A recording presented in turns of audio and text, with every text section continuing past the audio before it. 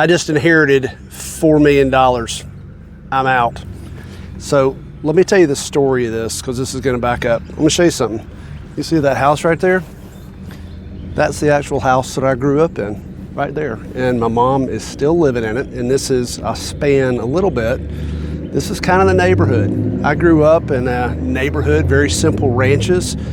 Basically, 3 bedrooms, simple houses. Nobody made a ton of money. A lot of the parents did trade work, blue collar. A lot of them worked at Lockheed, Dobbins nearby. None of us ever had any money.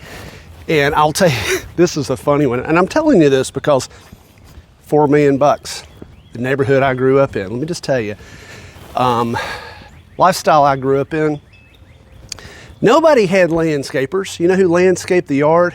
I did. My friends did. Every single person I grew up with, the kids did it. I remember several of my friends, when their parents bought a car. I remember one of them. They came home, and I remember asking the dad, said, "Well, hey, why didn't you get power windows?" And he said, "Well, power windows cost $53, and I'm not going to spend $53 on power windows." And I didn't understand that. And I remember he didn't get power locks. I asked the question, "Why didn't you get power locks?" $47. Didn't want to do that. I grew up where none of us got an allowance. We had to work for it. I earned every dollar I ever made as a kid, and all my friends did too. None of us had redone kitchens. None of us had redone bathrooms. Most of the homes around here, they never redid the house. I remember one of our friends' mom wanted a new recliner chair in the den, and Dad researched it for a while. 39 years later, still had the same chair. So here we are living in a blue collar area, and I got this phone call from a friend.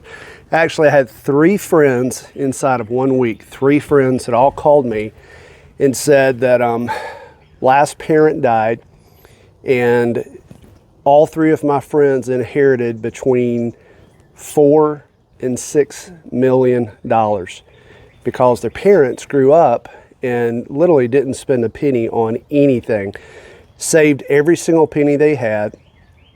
And the question was, when I got the phone call, "Hey, Alan, I'm thinking about buying a lake house, beach house, RV, maybe a new motorcycle, maybe a new boat."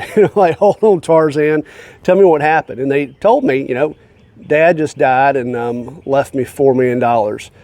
Dad died 10 years ago. Mom just died, left me the house, left me the account, and had no idea how much Mom was worth. Crazy different lifestyle of the way that we grew up.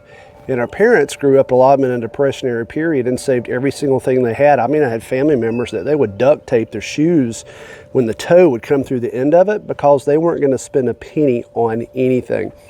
So when my friend called and said, "Hey, Alan, I need your help. I just inherited $4.2 million. What do I do?" And I said, "Well, what are you going to do tomorrow?" He said, "Man, I'm out. I'm fired. I'm quitting tomorrow. I'm retiring. I'm out." But then the next thing is, what are you going to do with that? And thankfully, the family had a financial planner, got on the phone with them, kind of talked out, "Hey, hold on. We're not liquidating the money. We're not paying cash for all this stuff. Let's pull this stuff back because, yes, at your age, that's enough money that if you want to quit tomorrow, quit. Enjoy it."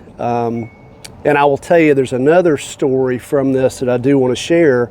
Why do kids go and spend all of their inheritance within 6 months? Literally, and get a bunch of money, and you see them. They go out and they go buy a new motorcycle, a new boat, a new truck, all this stuff. And I have a lot of folks that reach out to me about this. We have conversations, and I ask them all, and I figured it out, and it's a common denominator across the board. But anyway, it's been an interesting story, but this is the home that I grew up in and all of my friends. And who would have thought, living in the neighborhood I live in, people driving cars for 30, 40 years, I took the motor out of my car in this driveway. I had a swing set in the backyard. I took the motor out and replaced it in the backyard. Friends are fixing their brakes here. Nobody went and bought their kit. Nobody had a brand new car where I grew up. Nobody, but nobody. We worked for it, and you'd have never known in a million years. And it's like, it's not the millionaire next door. Dang, it's the $4 million neighbor next door. I would have never known that. But anyway, life's short. You never know what's going to happen. You never know who's living next door to you. And then all of a sudden, if you have some money like that drop into your lap, what would you do with it tomorrow if that happened to you? If you had a long loss, because I had somebody recently call me as well that had an uncle that passed away. They didn't even know the uncle. Had a farm in South Dakota, ton of money, brand new pickup truck. She inherited it. Didn't even know what to do with all that stuff. A life-changing event. I don't know. For me, would I quit? Yeah, I would. Probably go be a missionary somewhere, go in Rotary and do trips all over the world, get on a motorcycle and travel and meet some cool people and just share some neat things of life. So, I don't know, just kind of fun thinking about winning the lottery. Or, you know, when your parents pass away, some folks just don't know, wow, life can change dramatically. But small town, millionaire next door, living way conservative. And sometimes that's looked at as an unhealthy relationship with money, and that'll be a part of the next story. But anyway, I'm Alan Christian out of Roswell, Georgia, in Smyrna right now, actually at my mom's house that I grew up in. Right there, and I'll show you, it's my last one. See that rail right there? When I bought my YZ250 when I was about, 12 years old, I couldn't touch it. So I had to stand on the edge of it to start that thing to take off and go riding back through the woods. Anyway, have a great Sunday. Look forward to seeing you soon. I'm Alan Christian. Peace out.